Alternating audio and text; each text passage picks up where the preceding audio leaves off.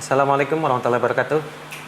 Kata, dalam KBBI disebutkan bahwa makhluk sosial adalah manusia yang berhubungan timbal balik dengan manusia lain. Kita manusia ini kan makhluk sosial. Kita memiliki kebutuhan untuk berinteraksi. Ketika kita diminta untuk stay at home, otomatis kita kehilangan salah satu fungsi sosial, yaitu berinteraksi. Kalau saya sebagai pemuda, om-om kan, sebagai om-om pemuda yang berusia 32 tahun dan tidak memiliki istri, om-om stay at home ini rasanya itu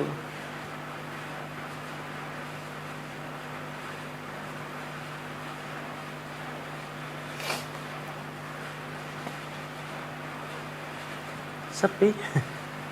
Tapi daripada sekedar mengeluh gitu kan, bilang, wah ini sepi nggak tahu mau ngapain, atau wah saya sendiri nggak tahu mau ngapain, teman-teman nggak ada. Yang bisa kita lakukan itu sebenarnya adalah, ini adalah momen di mana kita bisa berkreasi. Contohnya nih, beberapa hal-hal positif yang bisa saya ambil dari arahan stay at home. 1. Menikah.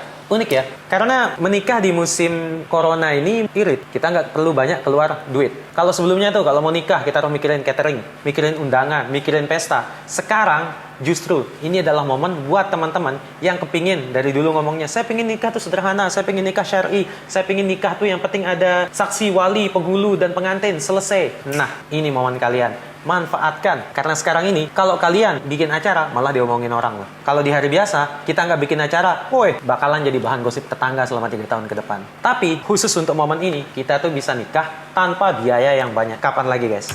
Dampak positif kedua dari stay at home adalah kita jadi punya kesempatan untuk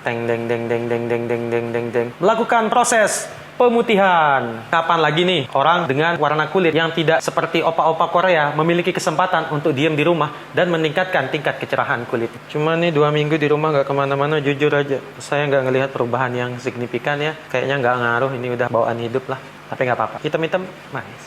Dampak positif ketiga dari stay at home kita adalah kita mulai lebih dekat sama keluarga. 2 minggu terakhir, kita otomatis menghadapi hari-hari kita. Dari pagi sampai pagi lagi bersama orang rumah. Ibu, bapak, saudara. Yang mungkin di hari-hari sebelumnya tuh walaupun faktanya kita tinggal sama keluarga, kita tuh jarang berinteraksi loh. Kita kebanyakan tuh pagi, sekolah, mungkin kuliah atau kerja, sampai sore. Sore pulang. Ketika pulang, kita pasti sibuk dengan diri sendiri kan. Ada yang mandi, masak, nyuci, dan sebagainya. Ketika malam, kita itu biasanya sibuk dengan gadget atau sibuk dengan TV. Jadi berkumpulnya itu ya depan TV, bukan berinteraksi, tapi berkumpul. Nah, itu berbeda. Sekarang ketika kita diminta buat stay at home, minimal interaksi kita dengan orang-orang rumah itu jadi makin tinggi. Kita mungkin mulai menyadari beberapa hal, seperti, ternyata saudara saya itu punya kebiasaan kayak gini ya. Ternyata ibu saya itu kayak gini ya. Ternyata bapak saya itu kayak gini. Wah, ternyata saya itu kayak gini ya. Itu kadang-kadang kita malah baru sadar. Ini adalah kesempatan kita untuk mendekatkan diri dengan keluarga. Dampak positif yang paling penting yang saya rasakan selama stay at home ini adalah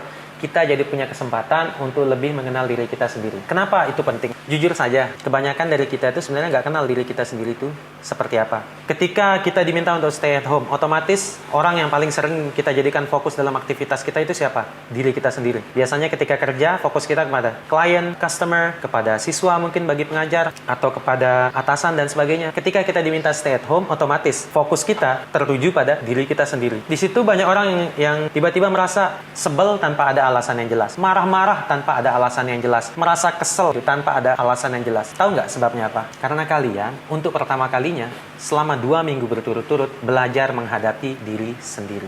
Kesel sama diri sendiri, marah sama diri sendiri, ngambek sama diri sendiri. Itu tandanya selama ini orang juga ngerasa kayak gitu ke kita. Kalau kita sendiri nggak tahan hadapi diri kita sendiri, gimana dengan orang lain? Merasa sebel sama diri sendiri, berarti tandanya apa? Selama ini kamu tuh nyebelin, marah sama diri sendiri. Selama ini teman-temanmu ngerasa kayak gitu ke kamu. Ngambek sama diri sendiri. Ya jangan heran kalau teman-teman terdekatmu terkadang bersikap seperti itu sama kamu. Kenapa? Karena untuk pertama kalinya kamu mulai menyadari betapa nyebelinnya, betapa ngeselinnya dirimu sendiri. Gara-gara siapa? Karena kita sendiri. Intinya, kita semua tuh harus sadar bahwa arahan untuk tinggal di rumah ini bukan untuk orang lain, bukan untuk keuntungan pemerintah, bahkan pemerintah rugi loh. Jadi arahan untuk stay at home ini adalah untuk kita sendiri, untuk kita, orang terdekat dan lingkungan sekitar kita. Kapan lagi kita bisa melakukan sesuatu untuk dunia ini, untuk lingkungan sekitar, dengan hanya diem duduk di kamar.